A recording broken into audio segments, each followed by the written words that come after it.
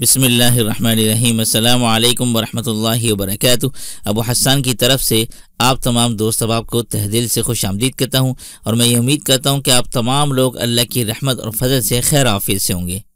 محترم خواتین و حضرات، آج میں آپ تمام لوگوں کی خدمت میں پہلی مرتبہ اس چینل پر آیات کفایات کا عمل بتانے جا رہا ہوں، یعنی کچھ ایسی آیات ہیں کہ جو وہ آپ کے لیے کافی ہو جائیں گی، آپ کی مقصد کے لیے، آپ کی حاجت کے لیے، آپ کی مراد کے لیے وہ کافی ہو جائیں گی۔ وہ کیا ہے؟ قرآن کریم کی کل 6 آیات ہیں جن کو آیات کفایت کہا جاتا ہے۔ ان کا عمل ہر طرح کی الجھنوں، پریشانیوں، غموں، مشکلوں، مصیبتوں اور مسائل سے نجات دلانے اور ہر طرح کے مقاصد اور اہداف کے حصول کے لیے یہ عمل جو آج میں آپ کو بتاؤں گا یہ اکثیر کا درجہ رکھتا ہے۔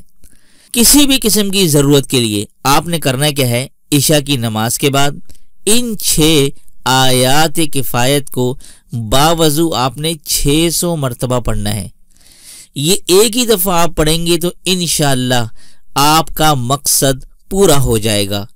وہ آیات کفایت کون سی ہیں یہ ذرا آپ اسکرین پہ ملاحظہ فرمائیے۔ بسم اللہ الرحمن الرحیم۔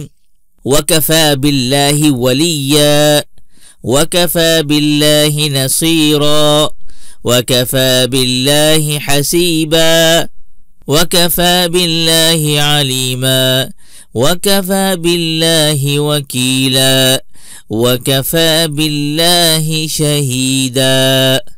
یہ 6 آیات کفایت ہیں۔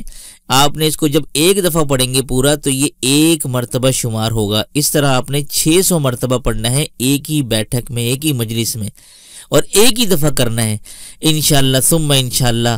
جس مقصد، جس حاجت کے لیے بھی، بس یہ کہ وہ جائز مقصد اور حاجت ہو، انشاءاللہ ثم انشاءاللہ آپ کو اسی ایک ہی مرتبہ پڑھنے میں آپ کو کامیابی انشاءاللہ ملے گی، اور آپ کی مراد، حاجتیں اور آپ کی جتنی تمنائیں ہوں گی، جائز دلی مرادیں سب انشاءاللہ پوری ہوں گی۔